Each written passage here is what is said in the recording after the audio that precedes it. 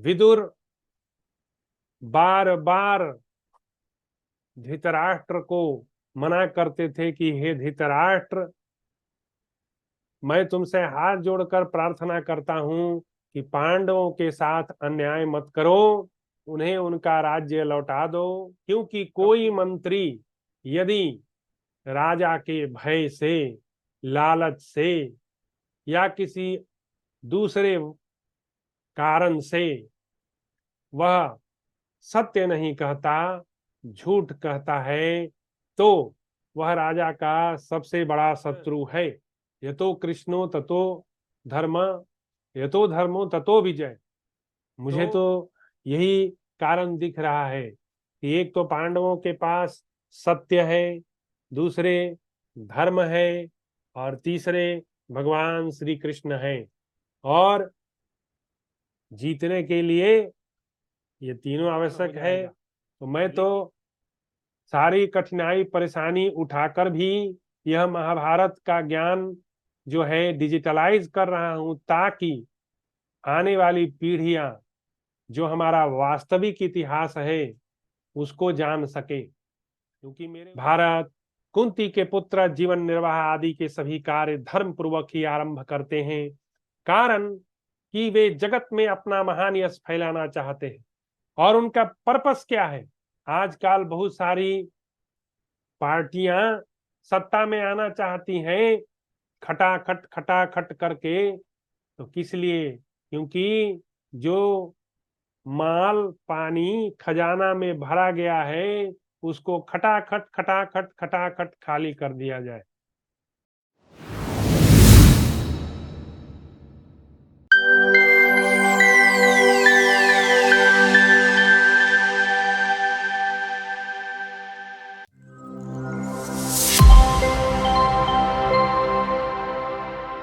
जय श्री राम, जय सनातन संस्कृति, जय भारत।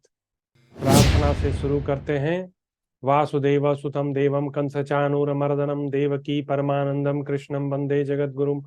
करारविंदे पदारविंदम मुखारविंदे विनिवेशयन्तं वटस्य पत्रस्य पुटेशयानं बालं मुकुन्दं मनसा स्मरामि। हे कृष्ण करुणा सिंधु दीन बंधु जगतपते गोपेश गोपिका कांता राधा कांता नमस्तुते गोविंद द्वारका वासिन कृष्ण गोपी जन प्रिय कौरवे परिभूता माम किम न जानासि केशव। हे नाथ हे रमानाथ हे वज्रनाथार्तिनाशन कौरवार्णो निमग्ना मा मुधुस्वरा जनार्दन की कृष्ण कृष्ण महायोगिन विश्वात्मन विस्भावन प्रपन्ना पाहि गोविंदा कुरु मध्य अवसीदतम शांतकारं भुजगशयनं पद्मनाभं सुरेशं विश्वाधारं गगनसदृशं मेघवर्णं शुभांगं लक्ष्मीकान्तं कमलनयनं योगिभिर्ध्यानगमनं वंदे विष्णु भवहरणं सर्वलोके एकनाथं सुग्रीवमित्रं परमं पवित्रं सीताकलत्रं नवमेघगात्रं कारुण्यपात्रं सत्पत्रनेत्रं श्रीरामचन्द्रं सततं नमामि। मनोजवं मारुततुल्यवेगं जितेन्द्रियं बुद्धिमतां वरिष्ठं वतात्मजं वानरयुक्तं मुख्यं श्रीरामदूतं शरणं प्रपद्ये। हेमशैलाभदेहं धनुजवन कृशानुज्ञानिनामग्रगण्यं वानराणामधीशं रघुपतिप्रियभक्तं वातजातं नमामि। नीलाम्बुजश्यामलकोमलाङ्गं सीता समारोपितवामभागं पानौ महासाय रघुचारुचापं नमामि रामं रघुवंशनाथं नमामि रामं रघुवंशनाथम।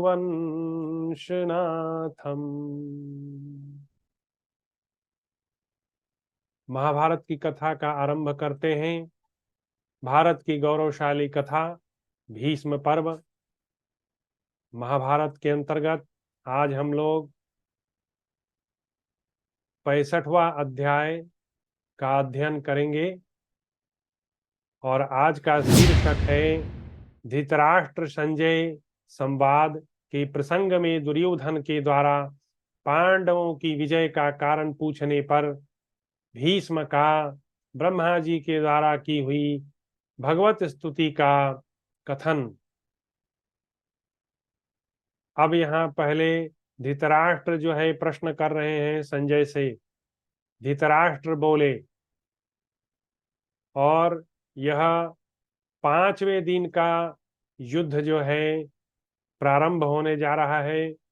और दुर्योधन ने पांडवों के विषय में, पांडवों की विजय के विषय में भीष्म से कुछ प्रश्न किया, तो भीष्म उसका उत्तर दे रहे हैं। अभी हम लोग वही देखेंगे, लेकिन 4 दिन का युद्ध समाप्त हो चुका है। अब हम लोग 5वें दिन के युद्ध में ही प्रवेश करने जा रहे हैं, उसके लिए भूमिका बनाई जा रही है। तो धृतराष्ट्र बोले, हे संजय, पांडवों का देवताओं के लिए भी दुष्कर पराक्रम सुनकर मुझे बड़ा भारी भय और विस्मय हो रहा है। हे सूत संजय, अपने पुत्रों की इस प्रकार से पराजय का हाल सुनकर मेरी चिंता बढ़ती ही जा रही है। सोचता हूं कैसे उनकी विजय होगी। संजय, निश्चय ही विदुर के वाक्य मेरे हृदय को जलाकर भस्म कर डालेंगे, क्योंकि उन्होंने जैसा कहा था दैव योग से सब वैसा ही होता दिखाई दे रहा है। विदुर बार बार धृतराष्ट्र को मना करते थे कि हे धृतराष्ट्र, मैं तुमसे हाथ जोड़कर प्रार्थना करता हूं कि पांडवों के साथ अन्याय मत करो, उन्हें उनका राज्य लौटा दो। कपटी शकुनी, दुर्योधन, कर्ण, दुशासन, इन सब ने मिलकर कपट किया और कपट से उसके राज्य को छीन लिया, उसे दर दर का भिखारी बना दिया। इसलिए धृतराष्ट्र, तुम मेरी बात मानो और सारी संपत्ति, सारा राज्य जो है पांडवों को लौटा दो, उनके साथ अन्याय मत करो। लेकिन धृतराष्ट्र को बार बार यही प्रतीत होता था कि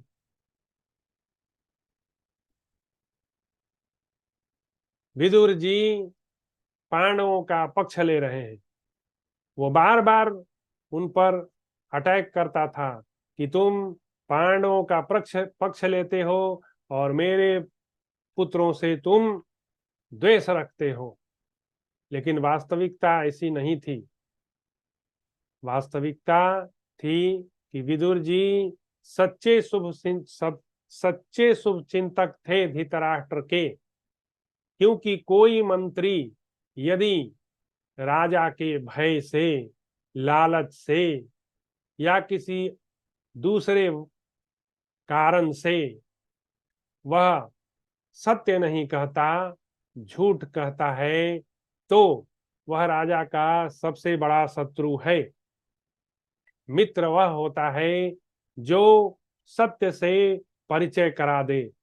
तो विदुर जी धृतराष्ट्र को सदैव सत्य से परिचय कराते थे, परंतु वह धृतराष्ट्र जो है अंधा तो था ही, उसकी बुद्धि भी मारी गई थी। वह सब जानता था कि भगवान श्री कृष्ण वहीं खड़े होते हैं जहां सत्य होता है, जहां धर्म होता है, और वहीं विजय होती है। हाँ? यतो कृष्णो ततो धर्म, यतो धर्मो ततो विजय।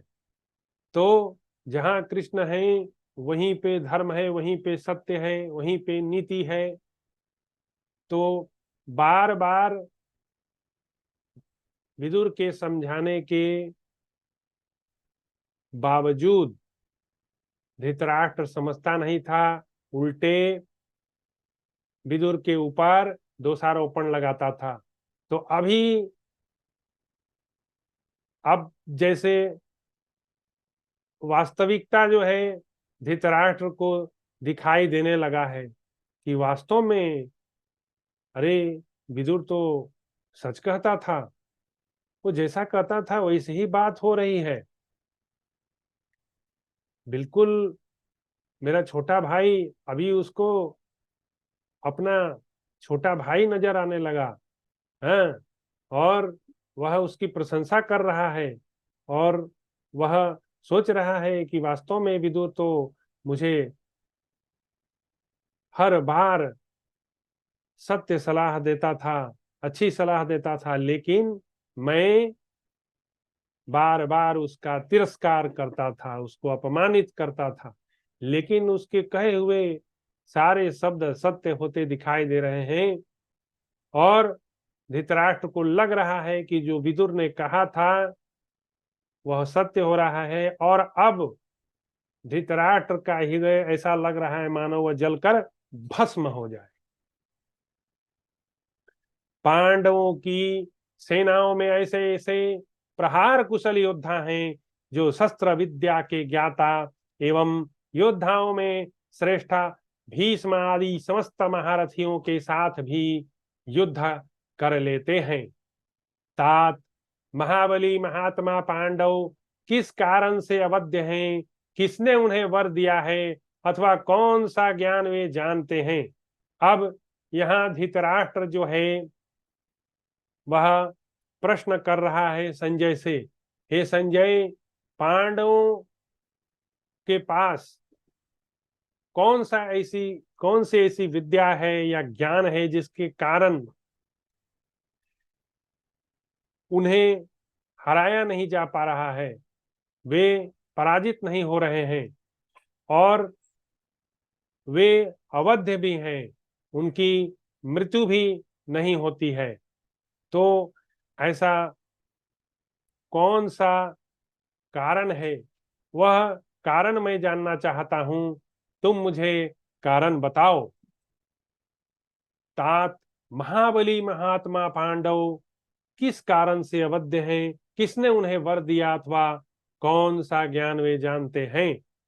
आपको क्या लगता है दर्शकों, पांडवों के पास कौन सा ज्ञान था या पांडवों के पास कौन सा ऐसा वरदान था जिसके कारण वे अवध्य थे और पराजित भी नहीं होते थे।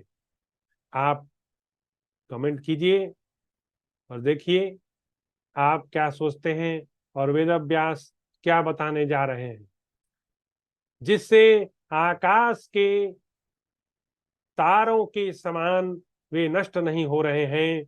मैं पांडवों के द्वारा बारंबार अपनी सेना के मारे जाने की बात सुनकर सहन नहीं कर पाता हूं। ये आकाश में तारे हमारे कई पूर्वजों ने देखे, आज भी वे जैसे के तैसे ही है।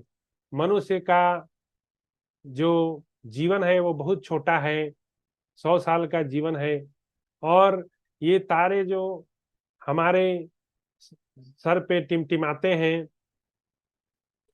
ये करोड़ों वर्ष पुराने हैं। तो अब इनकी उम्र देख के ऐसा ही लगता है कि जैसे ये अमर है।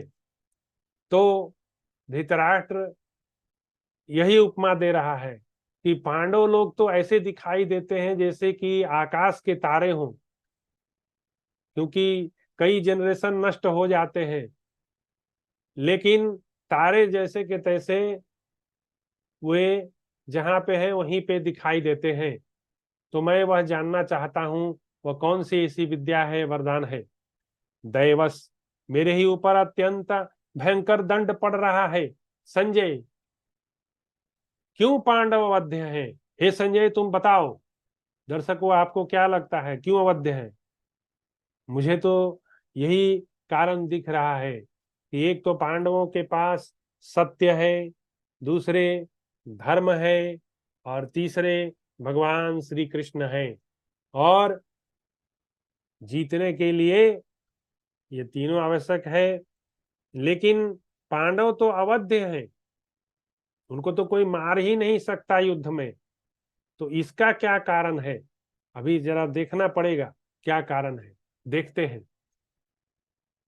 और धृतराष्ट्र इससे भी चिंतित है कि पांडव तो यथावत हैं और धृतराष्ट्र के पुत्र मारे जा रहे हैं। यह सब मुझे मतलब धृतराष्ट्र एक के बाद एक क्वेश्चंस का बम्बार्डिंग कर रहा है संजय के ऊपर, बार बार पूछ रहा है बताओ मेरे इन सारे प्रश्नों के तुम जो है सिलसिलेवार ढंग से उत्तर दो। देखते हैं आगे और क्या पूछता है। जैसे अपनी भुजाओं से तैरने वाला मनुष्य महासागर नहीं पार हो सकता, उसी प्रकार मैं इस दुख का अंत किसी प्रकार नहीं देखता हूं। अभी किसी को समुद्र में छोड़ दिया जाए कि तुम इस पार से उस पार चले जाओ, तो क्या होगा? थोड़ी देर वो हाथ पैर मारेगा, उसके बाद वो डूब जाएगा। तो धृतराष्ट्र भी उपमा दे रहा है कि मेरी हालत तो वैसी ही हो रही है, मेरे दुख तो वैसे ही दिखाई दे रहे हैं जैसे किसी को महासागर में छोड़ दिया गया हो कि महासागर तैर के तुम पार कर लो।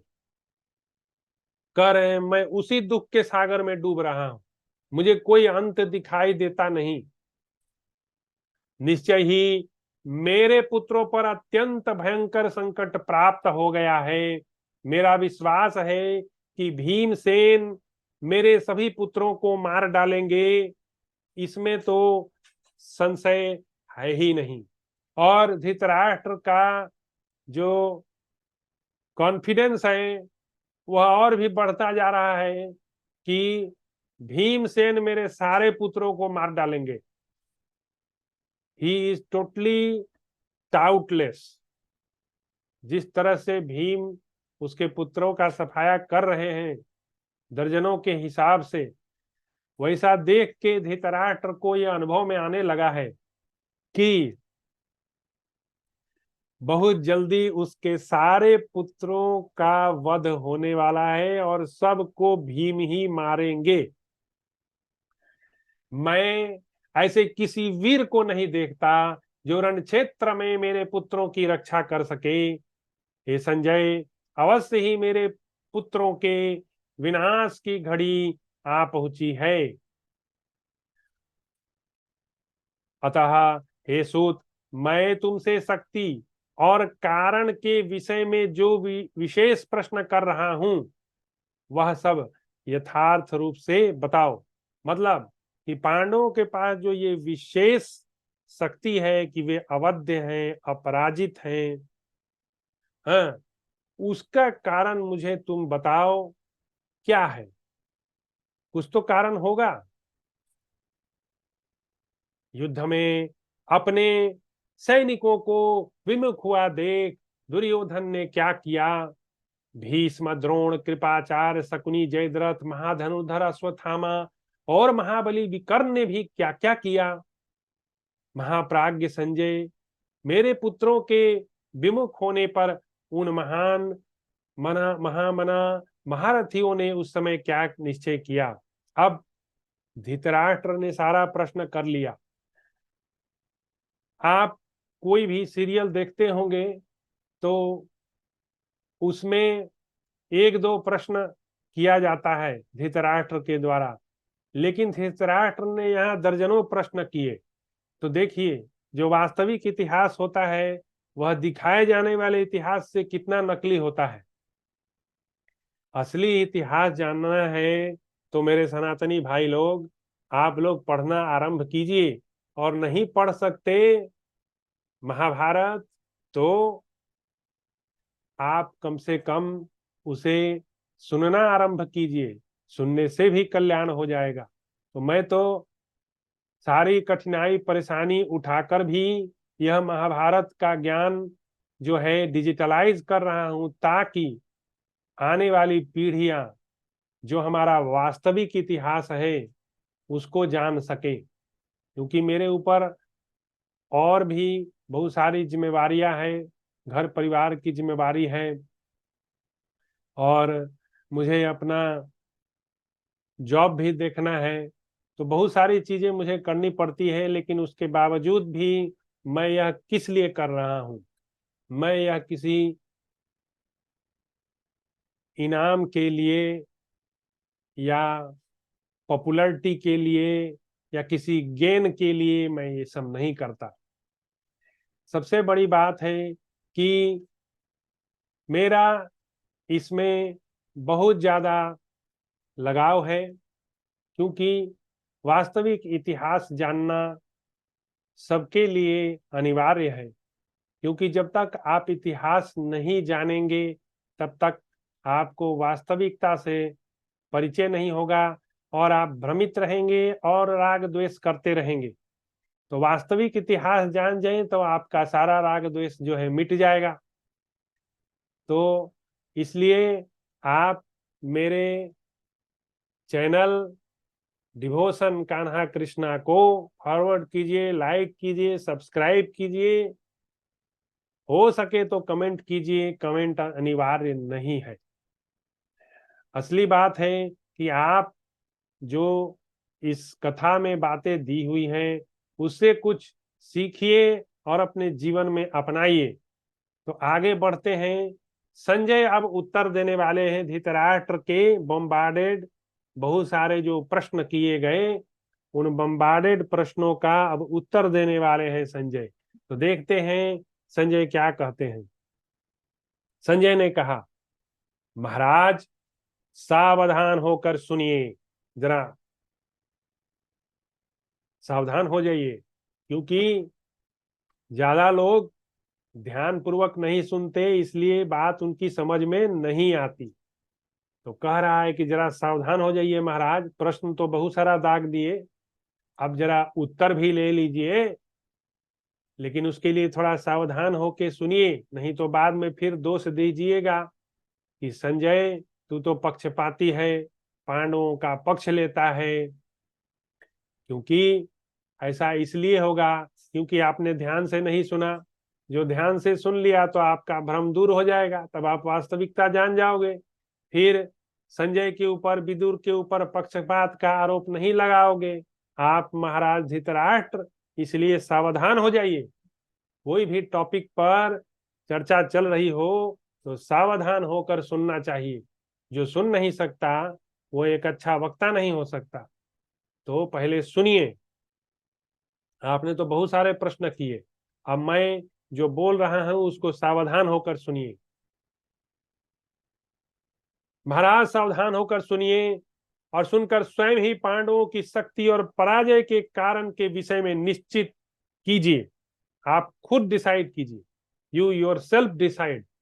आई will not give you my conviction और my proposition. You decide. I will tell you I will narrate you the whole story, and now based on that you should decide। पांडवों में ना कोई मंत्र का प्रभाव है, ना कोई वैसी माया ही करते हैं। तो सबसे पहले क्लैरिटी दे रहे हैं संजय कि देखो धृतराष्ट्र, तुम्हारे मन में शायद यह संशय पैदा हो गया है कि पांडव लोग कोई माया बुद्धि जानते हैं या किसी मंत्र के प्रभाव में वे अवध्य हैं। ऐसी कोई बात नहीं है। जैसे आपके 100 पुत्र हैं वैसे 5 पांडव हैं। वे भी मानव हैं। उनके पास कोई मंत्र नहीं है, कोई विद्या नहीं है, कोई काली विद्या नहीं जानते, कुछ नहीं जानते। आप ऐसा भ्रम जो है अपने मन से त्याग दीजिए। अब आगे बता रहा है, राजन, पांडव लोग युद्ध में किसी विभीषिका का प्रदर्शन नहीं करते, अर्थात किसी भी प्रकार से भयभीत नहीं होते। वे न्यायपूर्वक युद्ध करते हैं। शक्तिशाली तो वे हैं ही। अनुपात 7 और 11 का था। 7 पांडव थे और 11 कौरव थे, लेकिन फिर भी पांडव उन पर हमेशा हावी रहते थे, हैं? बहुत प्रभावशाली युद्ध करते थे और वे किसी भी परिस्थिति में कभी भी भयभीत नहीं होते थे। भारत कुंती के पुत्र जीवन निर्वाह आदि के सभी कार्य धर्म पूर्वक ही आरंभ करते हैं, कारण कि वे जगत में अपना महान यश फैलाना चाहते हैं। और उनका पर्पस क्या है? आजकल बहुत सारी पार्टियां सत्ता में आना चाहती हैं, खटाखट करके। तो किस लिए? क्योंकि जो माल पानी खजाना में भरा गया है उसको खटाखट खाली कर दिया जाए। तो इंटेंशन इज वेरी इंपॉर्टेंट। आप युद्ध लड़ रहे हो, उसके पीछे आपका लक्ष्य क्या है? वह लक्ष्य यदि शुद्ध नहीं है तो आपका युद्ध का कोई अर्थ नहीं है। आप यदि दुराचार करने के लिए सत्ता पाना चाहते हो तो यह बिल्कुल गलत है। और वही यही चीज यहाँ बताया जा रहा है कि पांडव जो है अपना सिर्फ जीवन निर्वाह करना चाहते हैं और वे इसलिए जीवन जीना चाहते हैं कि वे अपने यश को संसार में फैलाएं कि जीवन कैसे निर्वाह किया जाता है और निर्वाह करके भी कैसे बहुत उच्च कोटि के जो है कार्य किए जाते हैं। तो यही बात महाभारत के द्वारा हमें बताया जा रहा है कि जीवन निर्वाह जो है कैसे करना चाहिए, धर्म पूर्वक, और अपने यश को फैलाना भी चाहिए। तो यही बात यहाँ पर बताया जा रहा है। वे युद्ध से कभी पीछे नहीं हटते। धर्म बल से संपन्न होने के कारण वे महाबली और उत्तम समृद्धि से युक्त हैं। जहां धर्म होता है उसी पक्ष की विजय होती है। यह बार बार श्लोक आता है, यतो धर्मस्ततो विजय, यतो यतो धर्मस्ततो जय। जहां धर्म है वहीं जय है। यही बात बता रहे हैं महाराज। धर्म के ही कारण कुंती के पुत्र युद्ध में अवध्य और विजयी हो रहे हैं। बोले कि उनके पास कोई भी काली विद्या नहीं है, उनका एक ही मंत्र है और वो है धर्म पूर्वक युद्ध करना, अच्छे लक्ष्य के लिए युद्ध करना, समाज से कुरीति को मिटाने के लिए, दुराचार को मिटाने के लिए, दुष्टों को मिटाने के लिए। इसीलिए तो भगवान आते हैं। भगवान कहते हैं कि परित्राणाय साधुनाम विनाशाय च दुष्कृताम। तो मैं पवित्र आत्माओं को तारने के लिए आता हूं और दुष्टों का सफाया करने के लिए आता हूं। इधर अब कंपैरिजन कर रहे हैं संजय, बोल रहे हैं कि महाराज धृतराष्ट्र, आपके पुत्र दुरात्मा हैं और पापों में सदैव लिप्त रहते हैं, दिन रात षड्यंत्र करते हैं। आजकल भारत में भी एक ऐसी पार्टी है जो दिन रात षड्यंत्र करती है, वर्तमान सरकार के विरुद्ध दिन रात षड्यंत्र करती है। और वह षड्यंत्रकारी सोचता है कि मैं इस तरह की सस्ती राजनीति करके सत्ता पा लूंगा, तो यह उसकी भूल है। निर्दय होने के साथ ही निकृष्ट कर्म में लगे रहते हैं। तीसरे, वे निर्दयी भी हैं और सदा निंदनीय कर्म करते हैं, सदैव निंदनीय कर्म करते हैं। इसलिए युद्ध स्थल में उन्हें हानि उठानी पड़ती है। तो पांडवों के अवध्य होने का कारण बताया संजय ने कि वे धर्म पूर्वक लड़ाई लड़ते हैं और अच्छे लक्ष्य के लिए लड़ाई लड़ते हैं और अपना यश को जीवन निर्वाह करते हुए फैलाना चाहते हैं। दूसरी तरफ महाराज धृतराष्ट्र, आपके सब पुत्र एक नंबर के दुष्ट हैं, दुरात्मा हैं, पापी हैं, निर्दयी हैं और हमेशा नीच कर्म करते रहते हैं। नीच कर्म तो किया ना, द्यूत क्रीडागृह में द्रौपदी को क्या क्या अपशब्द बोला गया और फिजिकली भी उसको टॉर्चर किया गया। तो यह निकृष्ट कर्म नहीं था क्या? तो यह तो सिद्ध हुआ कि धृतराष्ट्र के पुत्र वास्तव में दुराचारी, पापी, दुष्ट और निकृष्ट कर्म करने वाले हैं। इसलिए युद्ध स्थल में उन्हें हानि उठानी पड़ती। इसलिए वो बार बार बार बार जो है पांडवों से मुंह की खाते हैं। जनेश्वर, आपके पुत्रों ने नीच मनुष्यों की भांति पांडवों के प्रति बहुत से क्रूरतापूर्ण बर्ताव तथा छल कपट किए हैं, परंतु आपके पुत्रों का वह सारा अपराध भुलाकर पांडव सदा उन दोषों पर पर्दा डालते आए हैं। और पांडव लोग कितना बढ़िया है, कभी भी कभी भी आपके पुत्रों के प्रति वे कोई षड्यंत्र नहीं करते। जैसा कि भारत की वर्तमान सरकार बहुत धर्म पूर्वक शासन करती है, लेकिन विरोधी पार्टियां एक के बाद एक षड्यंत्र करती हैं, उनको कलुषित करने का प्रयास करती हैं। फिर भी जो वर्तमान सरकार भारत में है वह षड्यंत्र तो नहीं करती, एक्शन लेती है, लेकिन कभी भी उन नीच पार्टियों के जैसा व्यवहार नहीं करती और उनकी तरह वह राजनीति नहीं करती। तो यही बात यहाँ भी, तो महाभारत और वर्तमान राजनीति दोनों में बहुत समानता दिखाई दे रही है कि महाभारत कालीन जो इतिहास था वहां भी बुरी वाली राजनीति होती थी, और आज भी भारतवर्ष में हम देख रहे हैं यह बुरी वाली राजनीति वाला विंग जो है, जो दुर्योधन एंड गैंग है, वह आज भी एग्जिस्ट करता है। यह बड़ा रेलिवेंट है महाभारत की कथा, क्योंकि जो महाभारत में घटना घटी है वह आज हम भारत के वर्तमान राजनीति में साक्षात देखने को मिल रहा है।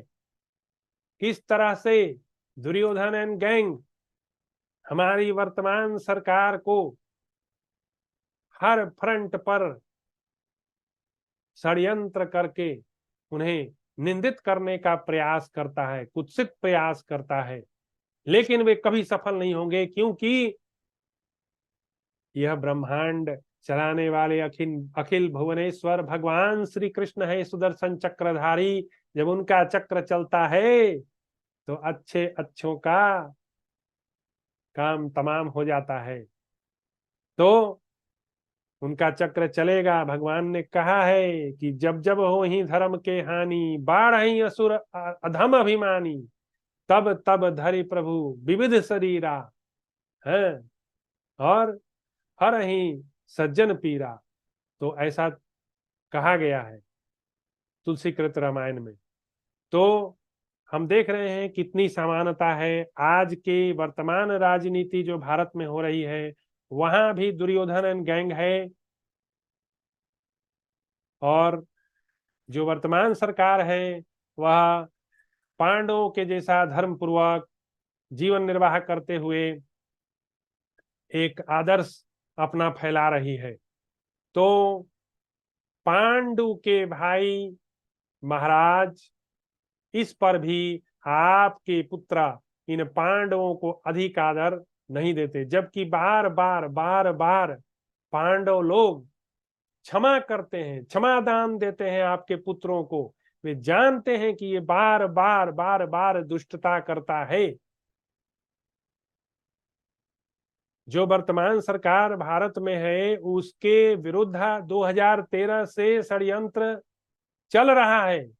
2013 में भी, 14 में भी षड्यंत्र हुआ, और 2019 में भी षड्यंत्र हुआ, लेकिन बार बार बार बार जो पांडव रूपी सरकार भारत की वर्तमान सरकार है उसने क्षमा किया, बार बार क्षमा किया। कौरव एंड गैंग का, जो भारत में वर्तमान कौरव एंड गैंग है, जिनकी राजनीति जो है दुष्टता, कपट, झूठ इसी से चलती है, उसको बार बार क्षमा किया। और 24 में तो उन्होंने सारी सीमाओं का उल्लंघन कर दिया, और जो वर्तमान पांडव लोग हैं जैसे हार के कैसे जंगल में चले गए थे, तो उस तरह की तो हार नहीं हुई, लेकिन क्षमा करने का परिणाम यह भी हुआ कि वर्तमान सरकार जो पांडवों की है भारत में, उसे क्षति तो उठाना पड़ा, क्योंकि जैसी सशक्त सरकार हुआ करती थी अब वैसी तो नहीं है, है जरूर, जगन्नाथ जी की कृपा से उनकी रक्षा हुई, भगवान ने अपना जो है कमाल दिखाया। तो कहने का अर्थ है कि बार बार पांडवों के द्वारा क्षमा करने पर भी पांडव लोग हमेशा सोचते थे कि शायद दुर्योधन एंड गैंग सुधर जाएगा, लेकिन दुर्योधन और गैंग कभी सुधरने वाला नहीं था। नीच लोग जो है ना, वो अपनी नीचता नहीं छोड़ते। सांप जो है ना, कितना भी दूध पिलाओ, सांप जो है आपको डस लेगा। सांप को दूध पिलाओगे तो एक दिन डसेगा ही। इसलिए नीच बुद्धि, कुटिल बुद्धि, वो कभी बदलने वाला नहीं है। वह उस पर और आगे बढ़ता जाएगा, उसका कॉन्फिडेंस। तो वैसे लोगों को रोकने का उपाय है, उनके साथ युद्ध ठानिए, उनको दंडित कीजिए। जैसे पांडवों ने युद्ध करके दंडित किया, दुर्योधन के पास बार बार संदेश भेजा कि हमारे राज्य को लौटा दो, शर्त के अनुसार हम लोगों ने अपना सजा भुगत लिया है। उसके बाद भी बार बार बार बार दुर्योधन अपमानित करता रहा पांडवों को, तो पांडवों को अपना शस्त्र उठाना पड़ा। अरे और तो क्या, भगवान श्री कृष्ण ने भी सुदर्शन चक्र उठा लिया थोड़ी देर के लिए है। तो वर्तमान सरकार को भगवान श्री कृष्ण की तरह बीच बीच में सुदर्शन चक्र वाला भय भी दिखाना होगा। भय बिनु हो ही न प्रीत, यह बात सिद्ध हुआ है रामायण में। भगवान राम 3 दिन तक जो है प्रार्थना करते रहे समुद्र का, जड़ समुद्र का, लेकिन वह नहीं आया। तब लक्ष्मण जी वाला जो है काम करना पड़ा भगवान को। पहले ही लक्ष्मण जी बोले थे, है? नाथ देव कन कर कवन भरोसा, सो खिए सिंधु करिए मन रोसा। लक्ष्मण जी तो बोल दिए, भगवान ये देव देव क्या मचा रहे हो?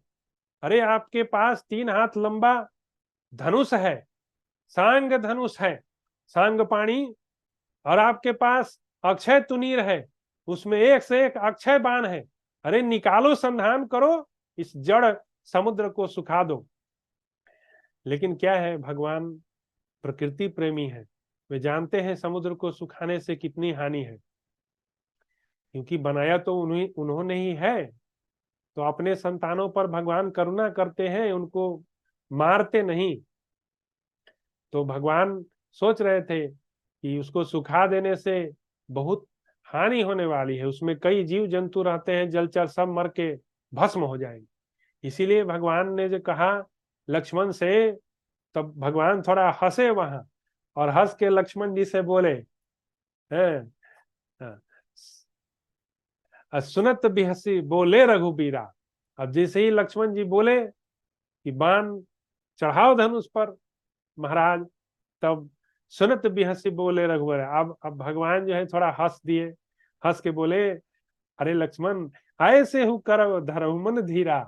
अरे ऐसा भी मैं करूंगा, काहे घबराते हो, थोड़ा सा धैर्य रख लो, है सम पेशेंस है।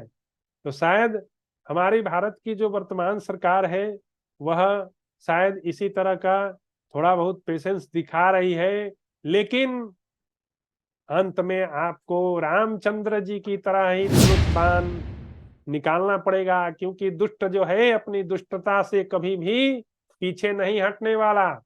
इसलिए उसके लिए भी तैयार रहिए। धनुष पर बाण संधान करने के लिए प्रार्थना एक लिमिट तक होता है, उसके बाद प्रार्थना कीजिएगा तो लोग आपको कायर समझेंगे।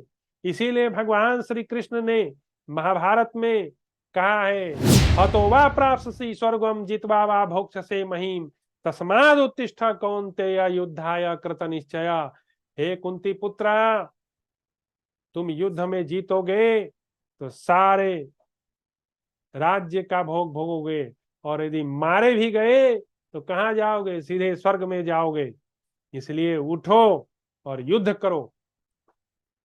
तो हमें भगवान बार बार सिखा रहे हैं कि दुष्टों के प्रति क्या करना चाहिए, जब जब भगवान अवतार लेते हैं तो क्या करते हैं, दुष्टों को ही मारते हैं। दंडकावन को राक्षसों से विहीन कर दिया भगवान ने।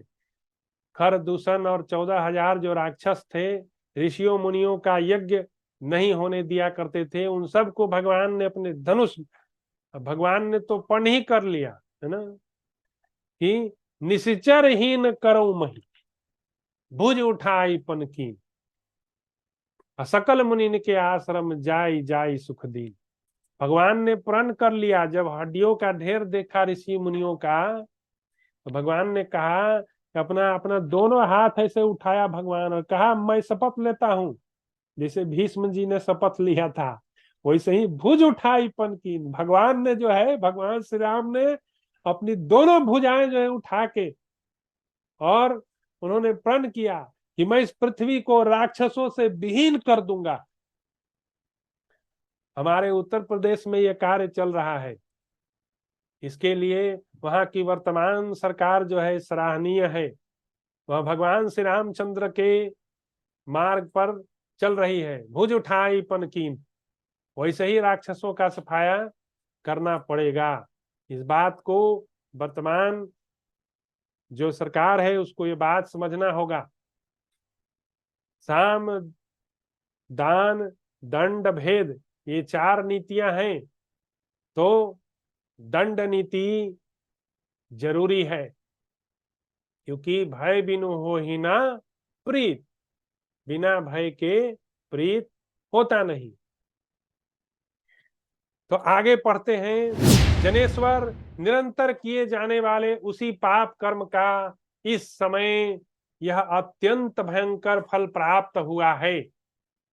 और संजय बता रहे हैं कि उसी का परिणाम है कि आपका पुत्र दुर्योधन गैंग बुरी तरह पराजित हो रहा है। हर दिन पराजय। चौथे दिन तो सूर्यास्त होने से पहले ही युद्ध को बंद कर देना पड़ा, उसका युद्ध विराम करना पड़ा भीष्म की सलाह पर।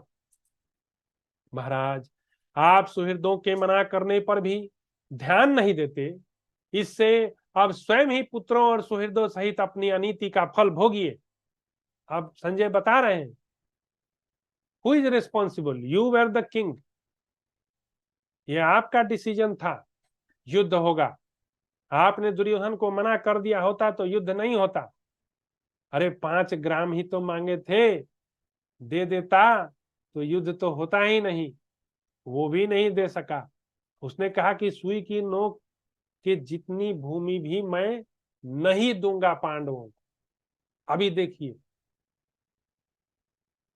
ये किस तरह का राजनीति है भाई। सारा माल खुद ही हड़प जाओ। अब बोल रहे हैं कि अब भुगतिए महाराज, अपना ही दुष्कर्म मनुष्य भोगता है और दूसरे पर जो है वह अपने सारा का सारा दोष लगा देता है कि तुम्हारे कारण मैं प्रॉब्लम में हूं। ऐसा ही ज्यादा लोग करते हैं, ऐसा ही ज्यादा लोग करते हैं। प्रॉब्लम होता है उनके स्वयं के द्वारा क्रिएट किया जाता है और दोष लगा देते हैं दूसरे के मत्थे, ठीकरा फोड़ देते हैं। विदुर, भीष्म, महात्मा द्रोण ने और मैंने भी बार बार आपको मना किया, किंतु आप कभी समझ नहीं पाते थे। जैसे मरणासन मनुष्य हितकारी औषध को फेंक दे, उसी प्रकार आपने हम लोगों के कहे हुए लाभकारी और हितकर वचनों को भी ठुकरा दिया। एवं अब अपने पुत्रों की बात में आकर यह मान रहे हैं कि हमने पांडवों को जीत लिया, और आपके पुत्र जो है वे ढींग ढींग हाँक रहे हैं और सोच रहे हैं कि हम लोग तो पांडवों को हरा ही देंगे, और आपने मान भी लिया। ऐसा संभव है? नहीं है, क्योंकि जिधर भगवान श्री कृष्ण है वो पराजित नहीं हो सकता। अरे वो अखिल भुवनेश्वर, सुदर्शन चक्रधारी, गिरिवरधारी है, तो उनको कौन हरा सकता है? और वो तो पांडवों के साथ है। भरत श्रेष्ठ, आप पांडवों की विजय और अपनी पराजय का जो कारण पूछते हैं, उसके विषय में यथार्थ बात सुनिए। शत्रुदमन, मैंने जैसा सुन रखा है वह आपको मैं बताऊंगा। अब यहाँ संजय एक कथा जो है, कथा सुनाने जा रहे हैं और ध्यान पूर्वक सुनिए। दुर्योधन ने यही बात पितामह से पूछी थी जो आप मेरे से पूछ रहे हो महाराज। वह सारे प्रश्न दुर्योधन ने पितामह से पूछा था। तो पितामह ने क्या कहा था वो देखेंगे। महाराज, युद्ध में अपने समस्त महारथी भाइयों को पराजित हुआ देख आपके पुत्र क्रूराज दुर्योधन का हृदय शोक से मोहित हो गया। उसने रात में महाज्ञानी पितामह के पास जाकर विनय पूर्वक जो कुछ पूछा था वह बताता हूं, मुझसे सुनिए।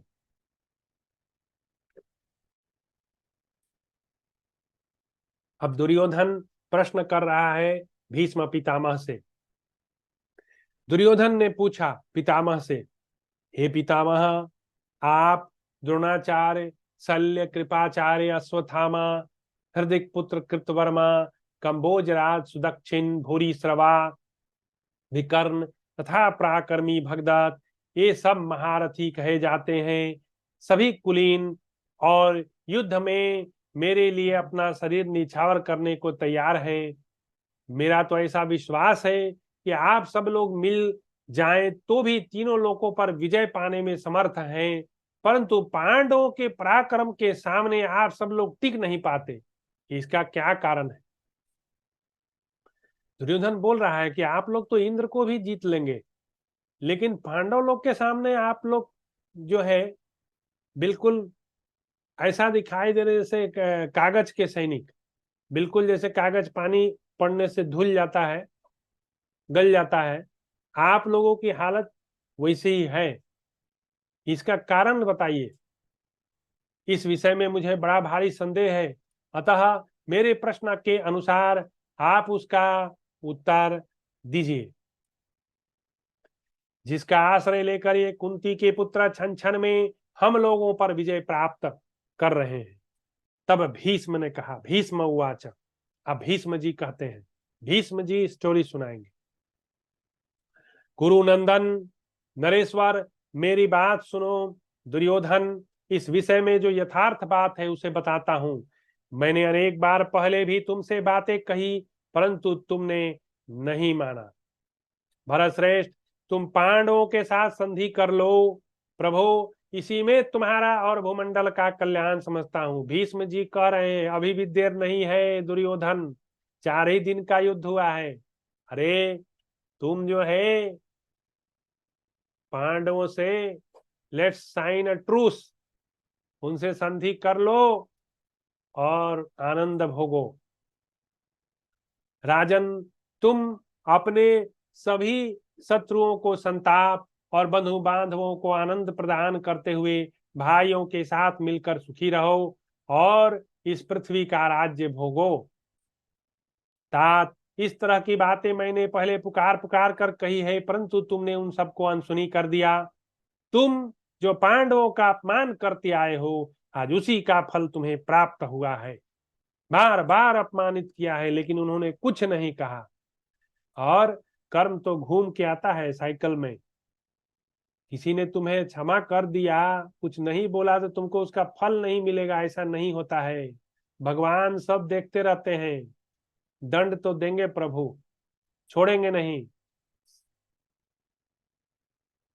महाबाहो, प्रभो, अनायास ही महान कर्म करने वाले पांडवों के अवध्य होने में जो हेतु है उसे बताता हूं, ध्यान पूर्वक सुनो। लोक में ऐसा कोई प्राणी न हुआ है, न है, न होगा, जो सांग धनुष धारण करने वाले सुदर्शन चक्रधारी भगवान श्री कृष्ण के द्वारा सुरक्षित इन सब पांडवों पर विजय पा सके। तथा देवता, असुर, मनुष्य, ऐसा कोई भी नहीं जो उन भगवान श्री हरि के सब को यथार्थ रूप से जान सके। बोला दुर्योधन, पांडवों के पास तो भगवान श्री कृष्ण है, और भगवान श्री कृष्ण तो कहते हैं एको हम द्वितीयो नास्ति, न भूतो न भविष्यति। वे प्रभु सब कुछ हैं, वे नहीं तो कुछ नहीं। और वे प्रभु ही जो है पांडवों के शिविर में बैठे हुए हैं। तुम कहां से मना रहे हो कि तुम्हारी विजय हो जाए? तुम्हारी विजय नहीं होने वाली, तुम्हारी हार पराजय निश्चित है। इसीलिए दुर्योधन संधि कर लो, क्योंकि भगवान श्री कृष्ण जहाँ हैं उसे कोई पराजित नहीं कर सकता, वे अजेय हैं। तात तुम धर्मज्ञ पवित्र अंतःकरण वाले मुनियों ने मुझसे जो पुराण प्रतिपादित यथार्थ बातें कही है उन्हें बताता हूँ, सुनो। अब ये भगवान श्री कृष्ण के बारे में कुछ बता रहे हैं। पहले की बात है, समस्त देवता और महर्षि गंधमादन पर्वत पर आकर पितामह ब्रह्मा जी के पास बैठ गए। यह पुरानी कथा सुना रहे हैं।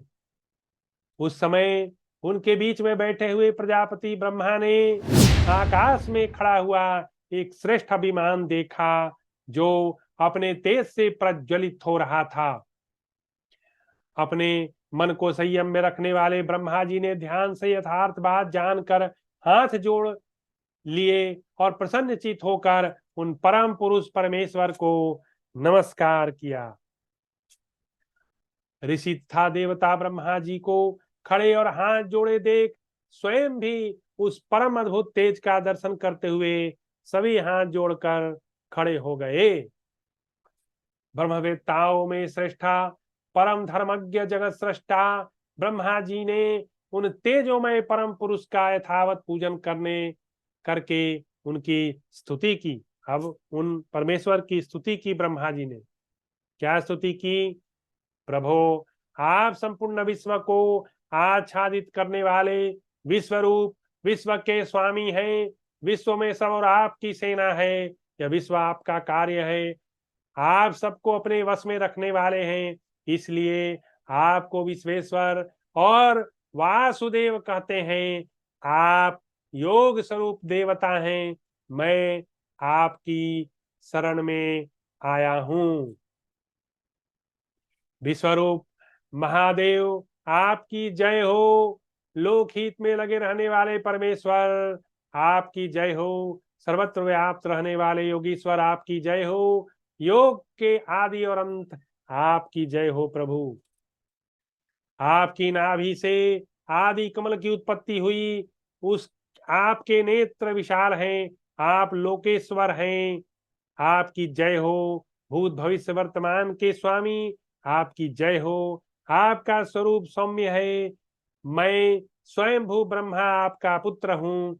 आप असंख्य गुणों के आधार सबको शरण देने वाले हैं। आपकी जय हो।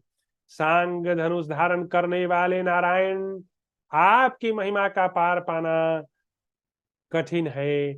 आपकी जय हो। आप समस्त कल्याणमय गुणों के संपन्न विश्वमूर्ति निरामय है। आपकी जय हो। जगत का अभिष्ट साधन करने वाले महाबाहो विश्वेश्वर आपकी जय हो। आप महान शेषनाग और महावराह रूप धारण करने वाले हैं। सबके आदि कारण हैं। हरिकेश प्रभो आपकी जय हो। आप पीताम्बरधारी दिशाओं के स्वामी, विश्व के आधार अप्रमेय अविनाशी हैं। व्यक्त व्यक्त सब आपका स्वरूप है। आपके रहने का स्थान असीम अनंत है। आप इंद्रियों के नियंता हैं। आपके सभी कर्म शुभ ही शुभ हैं। आपकी कोई यत्ता नहीं है। आप आत्म स्वरूप के ज्ञाता, संभावतः गंभीर और भक्तों की कामनाएं पूर्ण करने वाले आपकी जय हो। ब्राह्मण, आप अनंत बोध स्वरूप हैं, नित्य हैं, संपूर्ण भूतों को उत्पन्न करने वाले। आपको कुछ करना बाकी नहीं। आपकी बुद्धि पवित्र है। आप धर्म का तत्व जानने वाले हैं और विजय प्रदाता हैं। आपकी जय हो। पूर्ण योग स्वरूप परमात्मन, आपका स्वरूप गुण होता हुआ भी स्पष्ट है। अब तक जो हो चुका, जो हो रहा है, सब आपका रूप है। आप संपूर्ण भूतों के आदि कारण और लोक तत्व के स्वामी हैं। भूत भावन आपकी जय हो। आप स्वयंभू हैं, आपका सौभाग्य महान है, आप इस कल्प का संहार करने वाले एवं विशुद्ध परब्रह्म हैं। ध्यान करने से अंतःकरण में आपका आविर्भाव होता है। आप जीव मात्र के प्रियतम परब्रह्म हैं। आपकी जय हो। आप स्वभावतः संसार की सृष्टि में प्रवृत्त रहते हैं। आप ही संपूर्ण कामनाओं के स्वामी हैं, परमेश्वर हैं। आपकी उत्पत्ति के स्थान, सत्य स्वरूप, मुक्त आत्मा और विजय देने वाले आप हैं। देव, आप ही प्रजापतियों के पति पद्मनाभ महाबली हैं। आत्मा और महाभूत भी आप ही हैं। सर्व स्वरूप परमेश्वर आप ही हैं। आपकी जय हो। पृथ्वी देवी आपकी चरण हैं, दिशाएं बाहु है, द्युलोक मस्तक है। मैं ब्रह्मा आपका शरीर, देवता अंग प्रत्यंग और चंद्रमा तथा सूर्य नेत्र है। तप और सत्य आपका बल है। धर्म और कर्म आपका स्वरूप है। अग्नि आपका तेज, वायु आपकी सांस, जल पसीना है। अश्वनी कुमार आपके कान, सरस्वती देवी आपकी जिह्वा, वेद आपकी संस्कार निष्ठा है। यह जगत सदा आप ही के आधार पर टिका है। योग योगीश्वर, हम न तो आपकी संख्या जानते हैं, न परिमाण। आपके तेज पराक्रम बल का हमें पता नहीं। हम यह भी नहीं जानते आपका आविर्भाव कैसे होता है। देव, हम तो आपकी उपासना में लगे रहते हैं। आपके नियमों का पालन करते हुए आपकी शरण है। विष्णु, हम सदा आप परमेश्वर एवं महेश्वर का पूजन करते हैं। आपकी कृपा से हमने पृथ्वी पर ऋषि, देवता, गंधर्व, राक्षस, सर्प, निशाचर, मनुष्य, मृग, पक्षी, कीड़े, मकोड़े आदि सबकी सृष्टि की है। ब्रह्मा जी कह रहे हैं कि आप ही ने हमें शक्ति दिया, तो जो इस चराचर जगत में सृष्टि दिखाई दे रही है वह सब ब्रह्मा जी के द्वारा रची गई है, मैन्युफैक्चर नहीं है, यह वास्तविकता है। पद्मनाभ, विशाल लोचन, दुखहारी श्री कृष्ण, आप ही संपूर्ण प्राणियों के आश्रय नेता हैं। आप ही संसार के गुरु हैं, देवेश्वर हैं। आपकी कृपा दृष्टि होने से ही सब देवता सदा सुखी रहते हैं। देव, आपके ही प्रसाद से पृथ्वी सदा निर्भय रहती है। इसलिए विशाल लोचन, आप पुनः पृथ्वी पर यदुवंश में अवतार लेकर अपनी कृति बढ़ाइए। ब्रह्मा जी बोल रहे हैं यदुवंश में अवतार लीजिए भगवान, पृथ्वी पर बहुत ज्यादा पाप कर्म बढ़ गया है।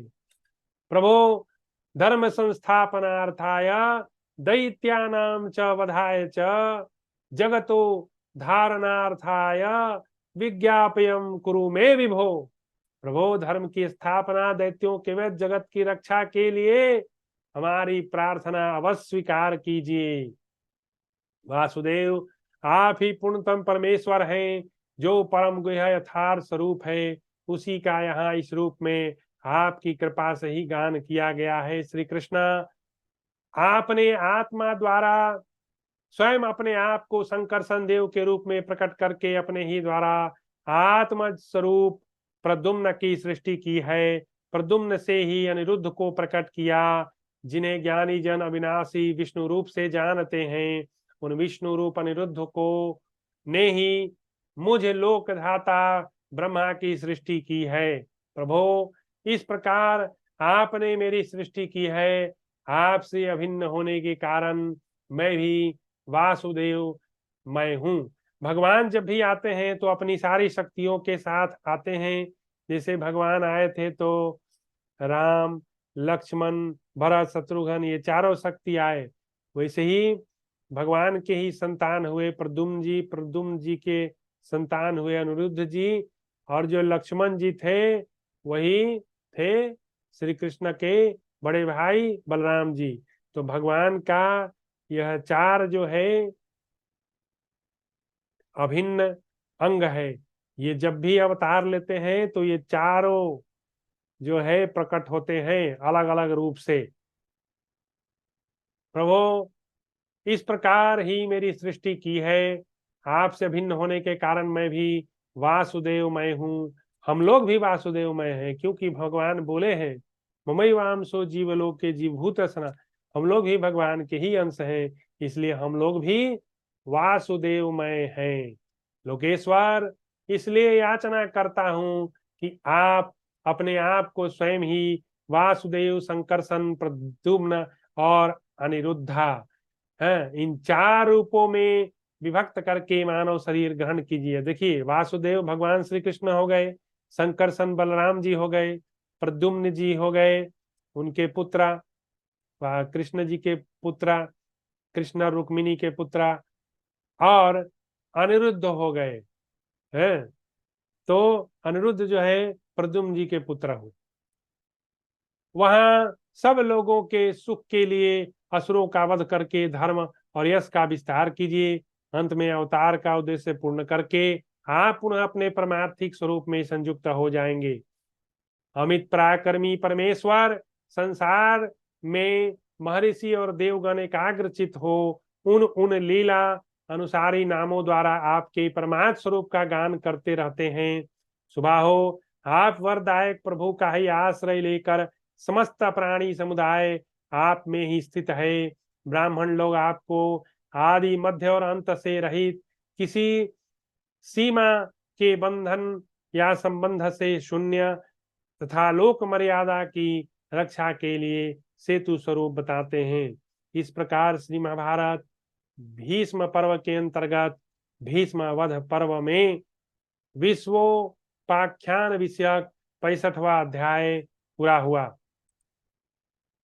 तो जैसा कि हमने आज देखा कि पहले तो धृतराष्ट्र ने बहुत सारा प्रश्न किया और उस प्रश्न के उत्तर में संजय ने उसे स्पष्ट बताया कि दुर्योधन की पराजय का जो सबसे महत्वपूर्ण कारण है कि वह दुराचारी है, कपटी है, दुष्ट है, हमेशा निकृष्ट कर्म जो है करते रहता है। और बाद में वही सब प्रश्न दुर्योधन पितामह से करता है, तो पितामह बताते हैं कि पांडवों के पास सुदर्शन चक्रधारी भगवान श्री कृष्ण है, और जहां भगवान श्री कृष्ण है उन्हें कौन हरा सकता है? दुर्योधन।